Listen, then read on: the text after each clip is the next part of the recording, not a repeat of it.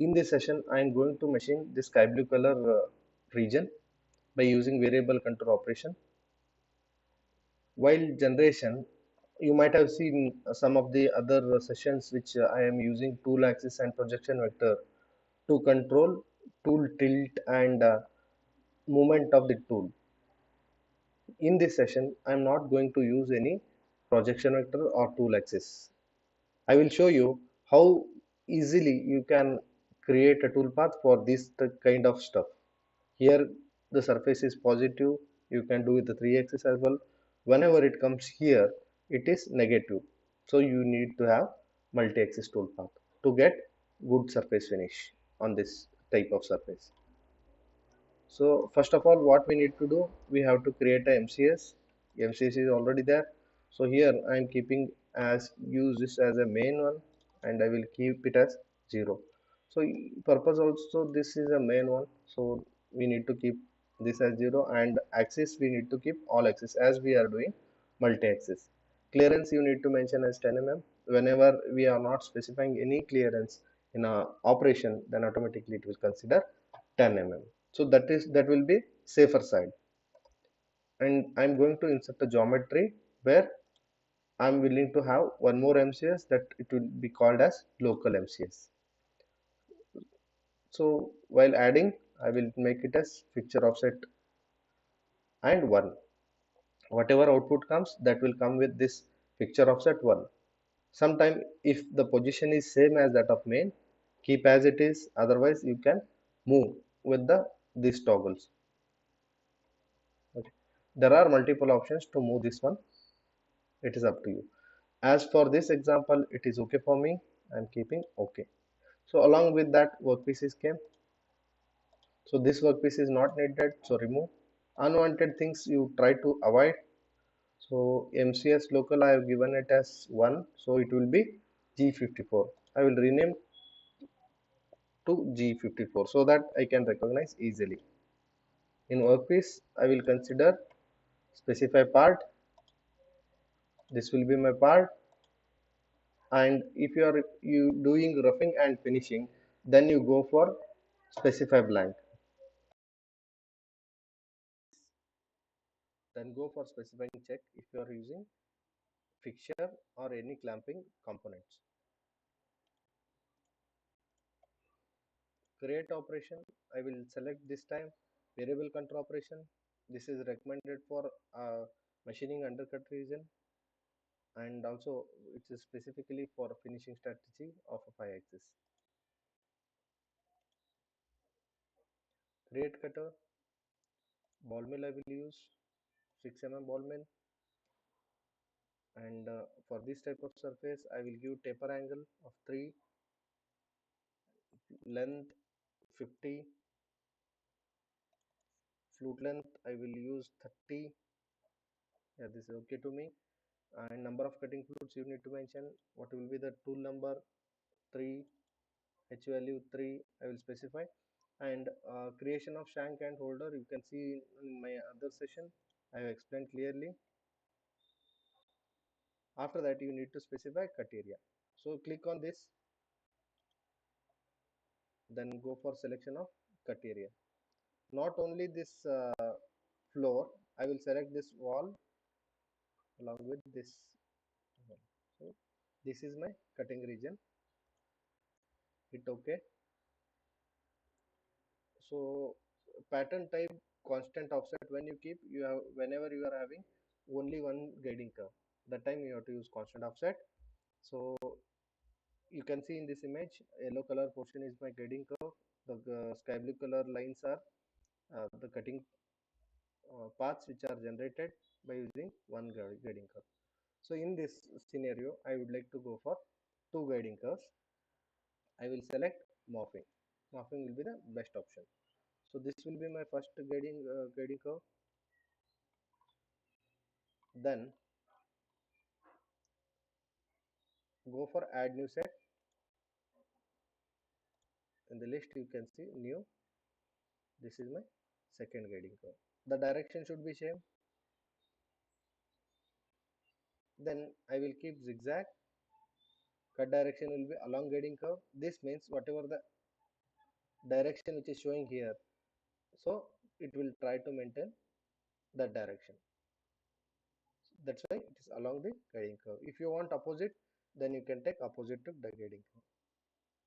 So the root path which are created, that will be the opposite to the direction of guiding curve. So this time I will keep along guiding curve itself. Cut order is from guiding curve 1.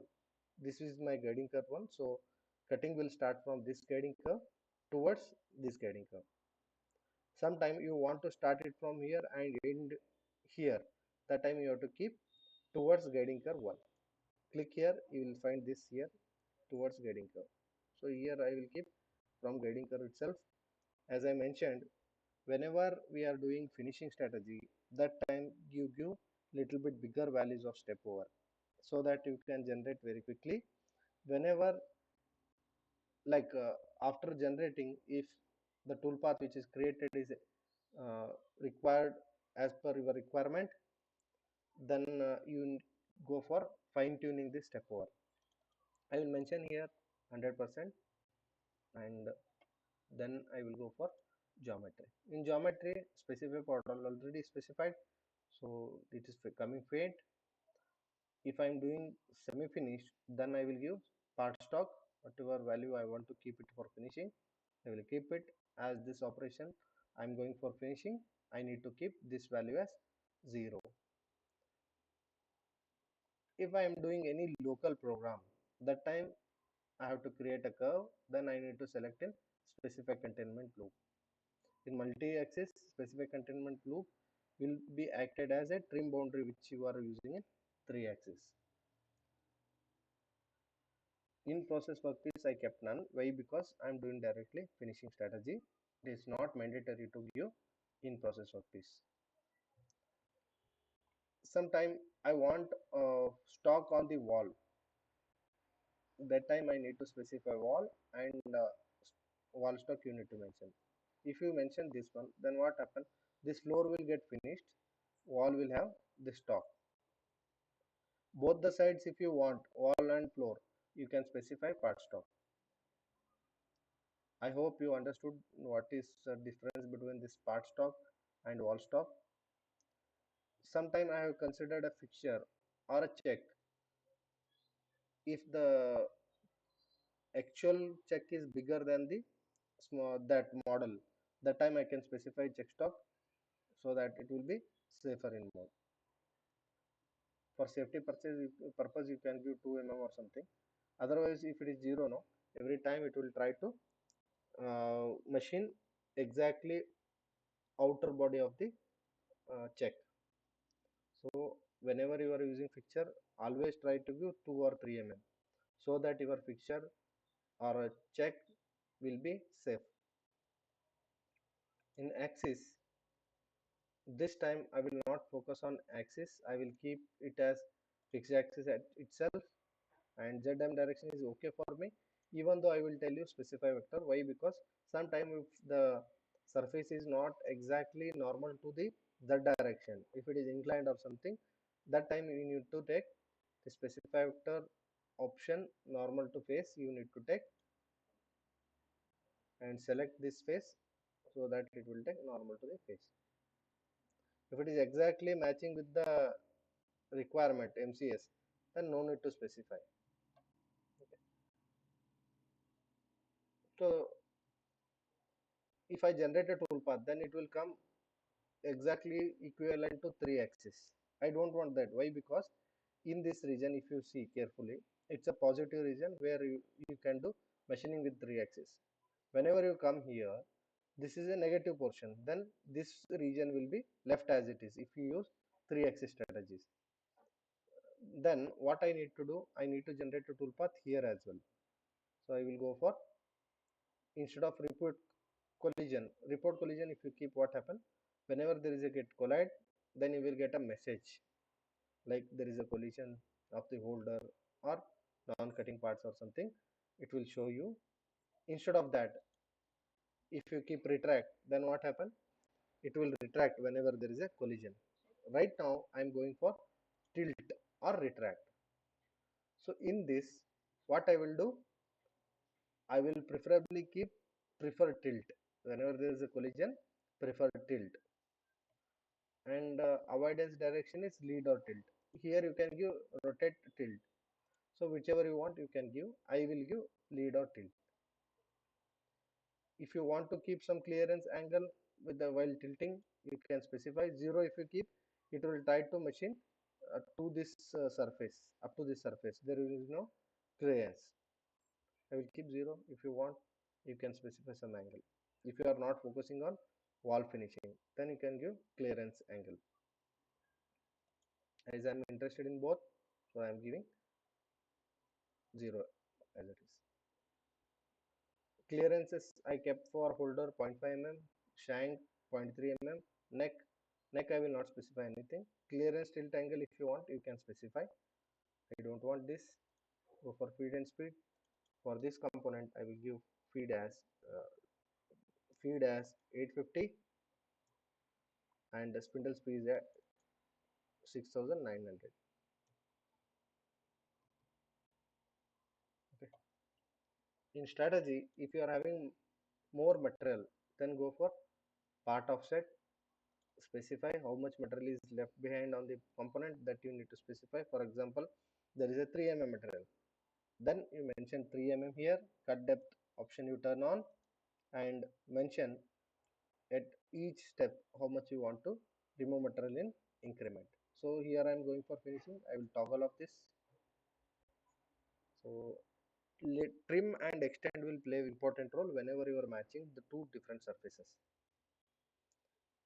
And also if you want to stop this machining before this guiding curve, then you have to go for lateral trim and extend. Give value as whatever you want. Let's take example of 5 mm. If I give lateral trim 5 mm, then what happens? Before this first guiding curve 5 mm itself, it will stop the machining. Sometime I need to extend, that time I will give lateral extend. Similarly, if you want to extend or trim to the second or the last guiding curve, that time you need to turn on from here. So I will turn off this, as of now it is not required.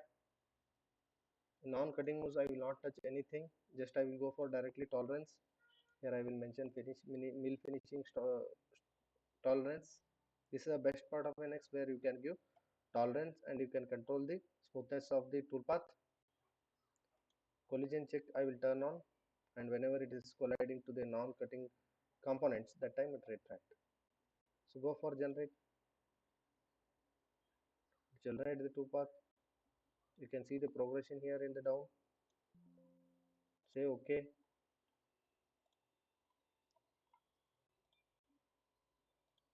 Can you see here, when it is coming here it is getting tilted, when it is there straight, here also it is getting straight. Like this you have to generate a toolpath. You can see in the toolpath verification, I will reduce the speed here.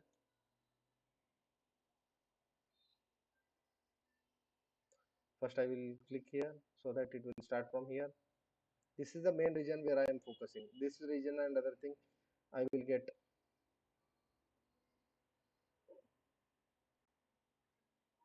Can you see? Without specifying any tool axis, I can manage through avoidance and collision.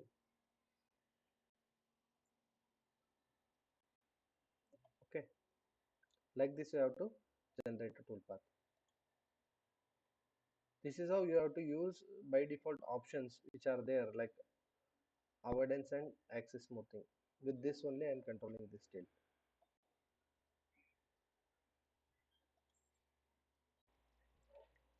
Once your toolpath is ready, then go for toolpath validation by using machine simulation. For this, right click, toolpath, simulate. So before simulate, you can see you need to add machine. Otherwise, it will give alarm. What I need to do? Click on generic machine, edit, retrieve machine from library, say OK. Select, this time I will select Sim07 table configuration. I will try to use this cinematic 08. EC table configuration. Here I can see EC table post configurator. Yes, I will say. And while positioning, you can use part mount junction or any other options whichever is easy to you feel easy. I feel this use part mount junction is quite easy for me because I can handle through these uh, arrows and these nodes. So whatever is coming okay for me, so I will say okay.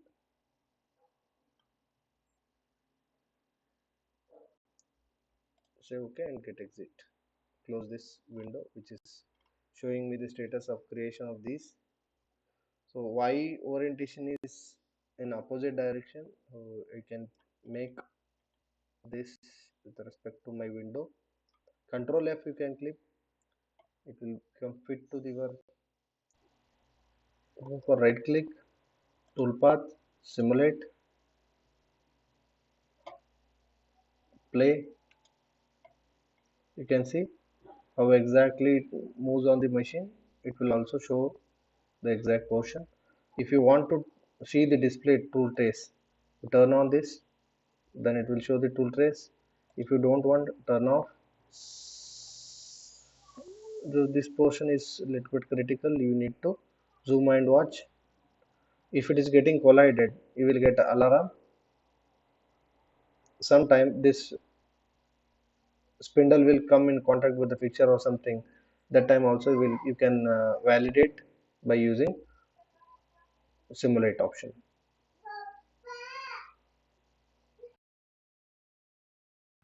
Thank you for watching complete video. If you learned something new, please share your thoughts in comment box.